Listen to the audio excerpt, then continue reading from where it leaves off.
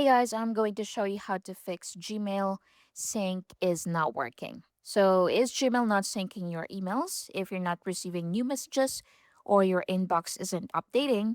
So, don't worry, on this video, I'll show you several quick fixes to get Gmail syncing properly again. So, to start, you can check storage. So, low storage can prevent Gmail from syncing. So, free up some storage if your device is almost full. So if you see a warning at the top that says out of storage, so you can choose from the choices get storage or clean up space. Next is to refresh the app. So open Gmail and swipe down from the top of your inbox to manually refresh. If nothing happens, you can close the app completely. So swipe it up and swipe it away and reopen it. So reopen it and see if that works.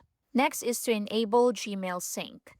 So go to settings and scroll down and go to apps. So once you're here, look for mail, click on that.